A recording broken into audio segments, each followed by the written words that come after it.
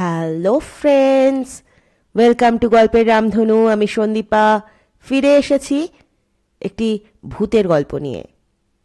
গল্প শুরু করার আগে মনে করিয়ে রাখি, যারা আমার চ্যানেলে নতুন গল্প শুনতে আসছেন এবং আমার গল্প পাঠ শুনতে পছন্দ করছেন, প্লিজ তারা আমার চ্যানেলটি সাবস্ক্রাইব করে আমার পাশে থাকবেন এবং লাইক, শেয়ার, কমেন্ট করে আমাকে উৎসাহিত করবেন।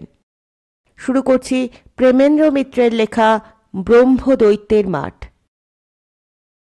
সুনীল সেদিন বিলেত থেকে ডাক্তারি পাশ করে ফিরেছে। চিরকালই সে ডান পিটে। তার ওপর বিজ্ঞানের আলোয় পৃথিবীকে দেখবার পর ভয় ডর তার আর কিছু থাকবার কথা নয়। তবু এখনো ব্রহ্মদৈত্যের মাঠের কথা শুনলে সে শিউরে ওঠে। কেন যে ওঠে সেই গল্পই আজ তার কাছে যেমন শুনেছি বলবো। সুনীল বলে, আমাদের শহরতলির ভেতর দিয়ে যে লম্বা সিধে সড়কটা নদীর ধার পর্যন্ত গেছে, তার দক্ষিণ পাশে ছিল ব্রহ্মদৈত্যের মাঠ। প্রকাণ্ড পতিত জমি। তাতে না ছিল মানুষের বসতি, না ছিল গাছপালা, শুধু শূন্য মাঠ খা খা করত। এমন শূন্য মাঠ হয়তো অনেক জায়গাতেই আছে, কিন্তু এ মাঠের ভারী বদনাম ছিল। সে বদনামটা যে কি আমরা ভালো করে কেউ জানতাম না। তবু দিন দুপুরেও সে মাঠের পাশ দিয়ে যেতে আমাদের গা ছমছম করত।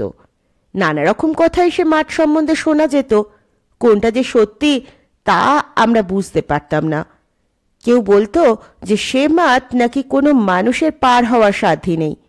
সে দুঃসাহস করতে গিয়ে কত লোক নাকি আশ্চর্যভাবে মাঠের মাঝখানে দিনের আলোয় অদৃশ্য হয়ে গেছে।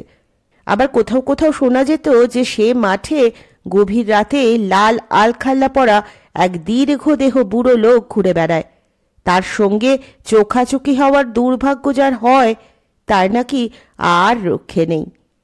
এমনই সব নানান গুজব শুনে এই মাঠ সম্বন্ধে আমাদের ভয়ের আর সীমা ছিল না। নদীর ধারে নবাবগঞ্জে আমাদের স্কুল।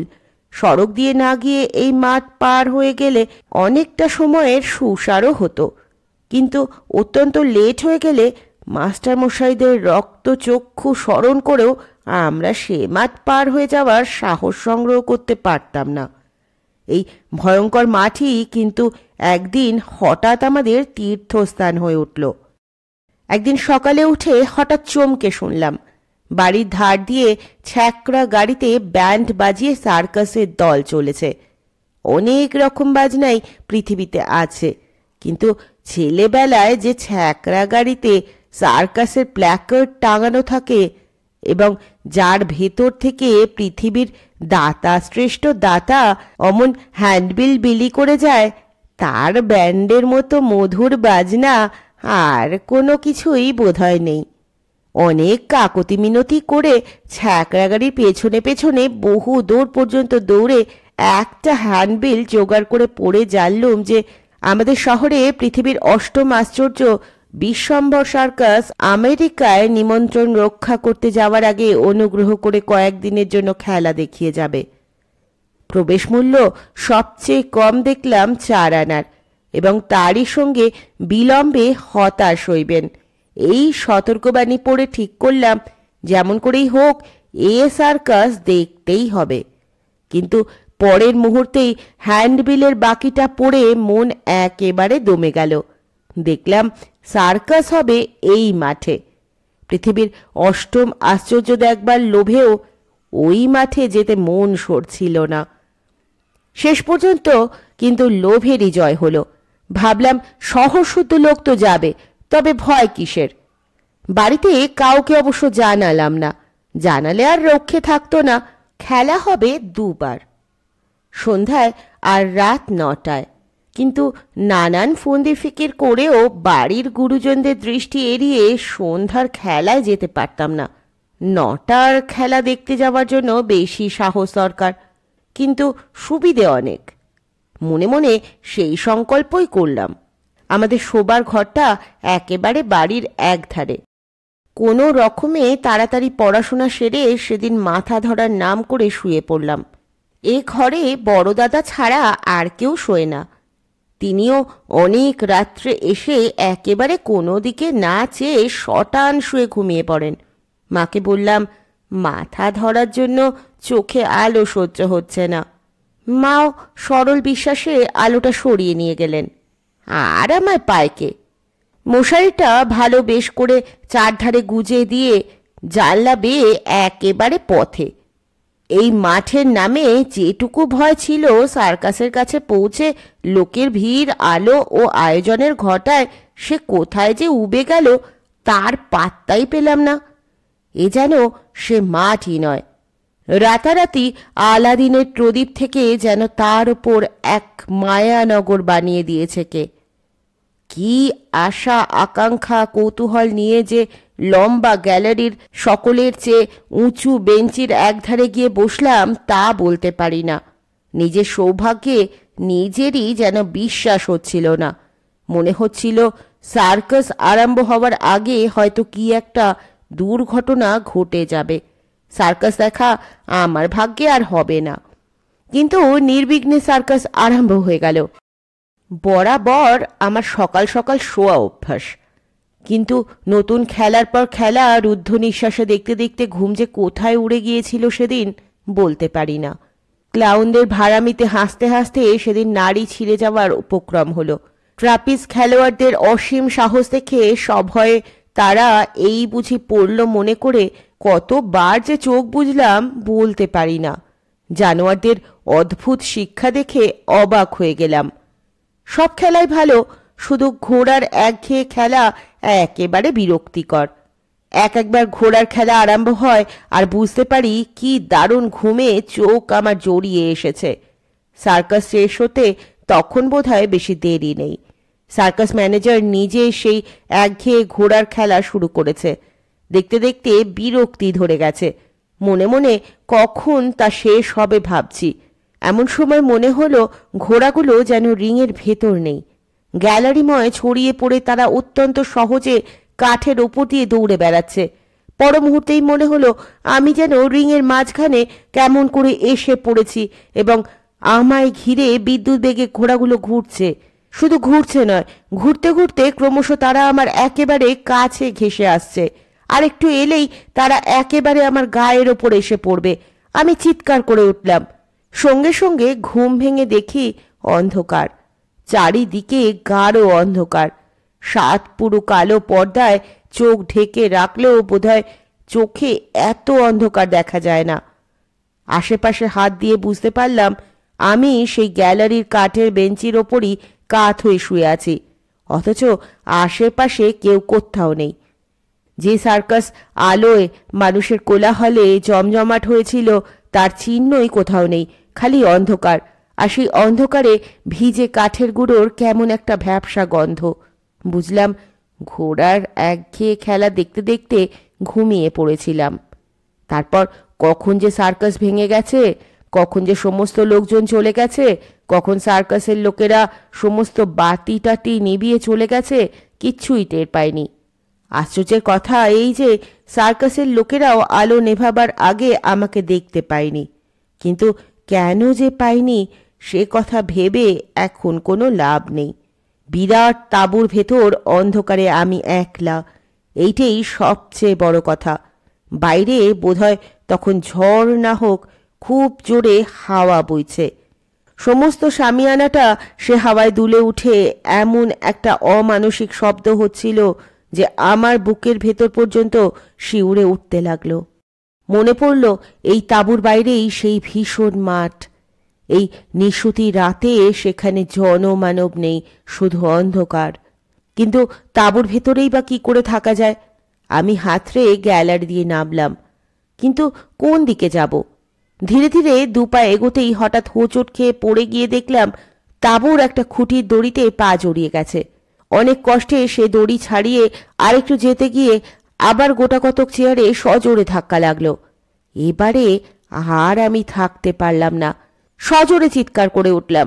সে চিৎকার শব্দ নিঃশব্দ তাঁবুর ভেতর এমন অদ্ভুতভাবে প্রতিধ্বনিত হতে লাগলো যে মনে হলো সে আমার গলার শব্দ নয়।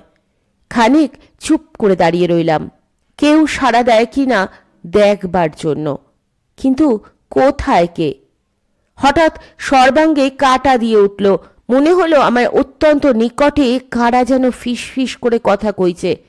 কান পেতে শোনবার চেষ্টা করলাম, কিন্তু কিছু বুঝতে পারলাম না। কাঁপা গলায় বললাম, কে? কোনো সাড়া নেই। তেমন ফিস ফিস শব্দ অত্যন্ত কাছে।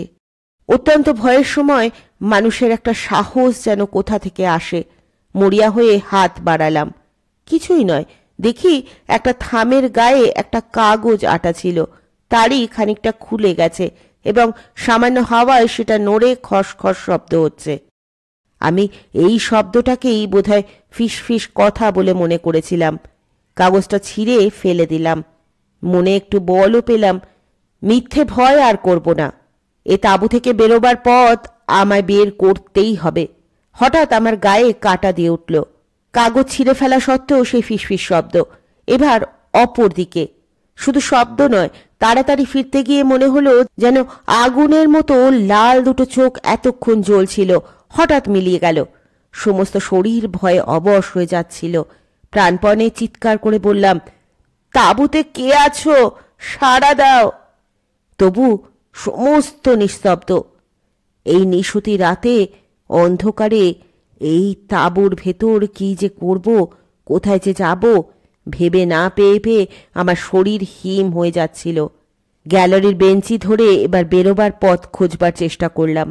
ভাবলাম যেখানে বেঞ্চি শেষ হয়েছে সেইখানে নিশ্চয়ই পথ পাওয়া যাবে। কিন্তু আশ্চর্য, বেঞ্চি ধরে ধরে যত দূর যাই কোথাও তার শেষ হতে চায় না। মনে হলো ঘন্টার পর ঘন্টা আমি এমনই ঘুরছি, তবু বেঞ্চির আর শেষ নেই। ক্লান্তিতে পা আর চলতে চাইছিল না। হতাশ হয়ে অন্ধকারে বসে পড়লাম। তখন সত্যিই ভয়ে ভাবনায় আমি কেঁদে ফেলেছি, কিন্তু সেখানে কাঁদলে শুনছে কে? জেনে নিজেই চুপ করলাম। এবার মনে হলো কে যেন সার্কাসের ভেতর চলে বেড়াচ্ছে। স্পষ্ট পায়ের শব্দ, খট খট খট। ডাকলাম, কে? পায়ের শব্দ সঙ্গে সঙ্গেই থেমে গেল, কিন্তু খানিক বাদে শুনলাম দূরে আবার সেই পায়ের শব্দ। আবার ডাকলাম, কে? কোনো উত্তর নেই। মনে হলো একটা যদি আলো থাকতো এ সময়। আমার মনে আলোর কথা উঠতে না উঠতেই আশ্চর্য হয়ে দেখি সার্কাসের মাঝখানে একটা আলো জ্বলে উঠেছে। সে আলোয় সমস্ত সার্কাস অদ্ভুত দেখাচ্ছিল। শূন্য গ্যালারি, শূন্য সমস্ত চেয়ার, শুধু একলা আমি সার্কাসের এক জায়গায় দাঁড়িয়ে আছি। না, একলা তো আমি নই। আমার মুখোমুখি ওধারে গ্যালারিতে একটা লোক মাথা নিচু করে বসে আছে যে। আনন্দে বুকটা লাফিয়ে উঠল। চিৎকার করে ডাকলাম, শুনুন মশাই। লোকটা তবু মাথা তুলল না দেখে ভাবলাম হয়তো অন্যমনস্ক আছে বলে শুনতে পায়নি। ছুটতে ছুটতে তার কাছে গিয়ে ডাকলাম, শুনুন। লোকটা এবার মুখ তুলে তাকালো। প্রথমে তার চাউনিটা অদ্ভুত মনে হলো, কিন্তু খানিক আমার দিকে চেয়ে থেকেই সে হো হো করে হেসে উঠে বলল, তুমি এসেছ? তোমার জন্যই বসেছিলাম। এ আবার কি বলে? হয়তো ভুল করেছে ভেবে বললাম, আমি সার্কাসের সময় ঘুমিয়ে পড়েছিলাম, এখন বাড়ি যেতে পারছি না। লোকটা আবার হো হো করে বিকট ভাবে হেসে উঠে বললে, বাড়ি যেতে পারছো না? বসো, বাড়ি যাবে কি? কতদিন ধরে তোমায় খেলা দেখাবার জন্য অপেক্ষা করে আছি। আমার খেলা দেখে যাও। তার চোখ দেখে সব ভয়ে দু হাত পিছিয়ে এলাম। এ আবার কোন পাগলের পাল্লায় পড়া গেল? লোকটাও সঙ্গে সঙ্গে এগিয়ে এলো। বুঝলাম তার হাত ছাড়ানো সহজে সম্ভব নয়। ভয়ের ভেতরেও বুদ্ধি করে এই পাগলকে ঠান্ডা করবার জন্য বললাম, তোমার খেলা তো এই খানিক আগে দেখলাম, আমায় পথ দেখিয়ে দাও। লোকটা মাথা নেড়ে বললে, আমার খেলা দেখনি। ওরা কি আর আমায় খেলা দেখাতে দেয়? দাঁড়াও, চুপ করে দাঁড়িয়ে দেখো। তারপর আর বাক্য ব্যয় না করে লোকটা একটা ঝোলানো দড়ি বেয়ে শটান ওপরে উঠে গেল। বহু উচ্চে সামিয়ানার মাথা থেকে একটা ট্র্যাপিজ ঝোলানো ছিল। লোকটা দড়ি বেয়ে সেই ট্রাপিজে গিয়ে উঠল। তারপর দেখি ভয়ঙ্কর দোলা। নিচের দিকে মাথা করে ট্রাপিজ দুলিয়ে একেবারে সার্কাসের এক প্রান্ত থেকে অপর প্রান্ত পর্যন্ত লোকটা সবেগে দোল খেতে খেতে নানা রকম কসরত দেখাতে লাগলো।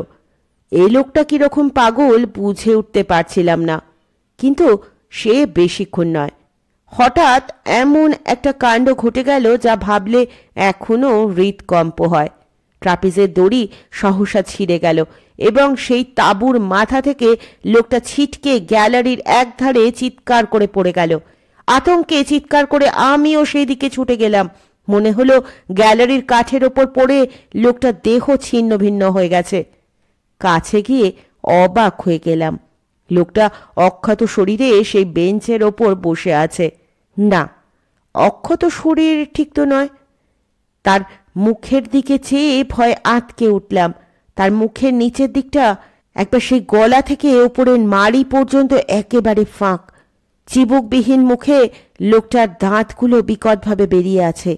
আমার ভয় দেখে লোকটা হাত বাড়িয়ে একটা কি কুড়িয়ে নিয়ে মুখে ফেলে দিয়ে বললে, নাও, এবার হয়েছে তো। ওটা আমার কেবলই খসে যায়। সেই যে 30 বছর আগে খসে গেছে, এখনো জোড়া লাগলো না। তার মুখ দেখি আবার জোড়া লেগে স্বাভাবিক হয়ে গেছে। কিন্তু স্বাভাবিকই হোক আর অস্বাভাবিকই হোক, আমার দেখবার সাহস আর ছিল না। কোনো দিকে না আছে, আলো থাকতে থাকতে প্রাণপণে ছুটে আমি সার্কাসের একটি দরজা দিয়ে বাইরে বেরিয়ে পড়লাম। কিন্তু বেরোলে কি হয়? সার্কাসে যদি বা আলো ছিল, এখানে দারুণ অন্ধকার। এই অন্ধকারে এই মাঠ পেরিয়ে কোন দিক দিয়ে বাড়ি যাব ভেবে না পেয়ে হতাশ হয়ে পড়েছি। এমন সময় অত্যন্ত কাছে কার গলার আওয়াজ পেলাম। কোথায় ছিলি এতক্ষণ হতবাগা? আমি এই অন্ধকারে সারা শহর খুঁজে বেড়াচ্ছি, চ বাড়ি চ। ও মা, এই যে বর্দার গলা! আমার পলায়ন তাহলে তো জানাজানি হয়ে গেছে। হয়তো কেন, নিশ্চয়ই তার জন্য যথেষ্ট বকুনি ও মার খেতে হবে। জেনেও কিন্তু তখন আনন্দে আমার গলা ধরে আসছিল। শুধু বললাম, চলো দাদা। অন্ধকার পথে দাদা আগে আর আমি পিছে কতক্ষণ যে চলেছি বলতে পারি না। সামনে একটা উঁচু পুকুরের পাড়ে দাদাকে উঠতে দেখে বললাম, দাদা, এ কোথায় এলে? এ পথ তো নয়। হ্যাঁ, এই পথ। থমকে দাঁড়িয়ে পড়লাম। এ তো দাদার কণ্ঠস্বর নয়। এবার অন্ধকারের ভেতরেও দেখতে পেলাম সামনে যে দাঁড়িয়ে, তার দীর্ঘ দেহ রাঙা একটা আলখাল্লায় ঢাকা। মাথায় তার লম্বা গোল টুপি। ধীরে ধীরে সে আমার দিকে ফিরে দাঁড়ালো, কিন্তু তার সঙ্গে চোখাচোখি হওয়ার আগেই আমি মূর্ছিত হয়ে পড়লাম। সকালে চোখে আলো লেগে যখন জ্ঞান হলো, তখন দেখি প্রকাণ্ড একটা দিঘির উঁচু পাড়ের ওপর আমি শুয়ে আছি। অজ্ঞান অবস্থায় আরেকটু হলেই গড়িয়ে একেবারে দিঘির অতল জলে তলিয়ে যেতে পারতাম। যাইনি, এই আশ্চর্য। এ দিঘি আমি চিনি। এই মাঠের একেবারে এক প্রান্তে যেখানে সার্কাস, তার প্রায় 1 ক্রোশ দূরে এর অবস্থান। রাতে যা যা দেখেছি তা যদি স্বপ্ন হয়, তাহলে কেমন করে যে এত দূরে এসে পড়লাম বোঝা শক্ত। যখন বাড়ি ফিরলাম তখন বেলা 9টা। আমার অবস্থা দেখে মা বললেন, হ্যাঁ রে, ভোরে উঠেই কোথায় গিয়েছিলি বলতো? সর্বাঙ্গে কাদা ধুলো। বুঝলাম আমার পালানোটা মোটেই ধরা পড়েনি, কিন্তু মনে হলো পড়লেই ভালো ছিল। শুনছিলেন প্রেমেন্দ্র মিত্রের ভূতের গল্প ব্রহ্মদৈত্যের মাঠ। খুব তাড়াতাড়ি ফিরব পরের গল্প নিয়ে। ততক্ষণ পর্যন্ত সকলে ভালো থাকবেন, সুস্থ থাকবেন, আনন্দে থাকবেন, পাশে থাকবেন। নমস্কার।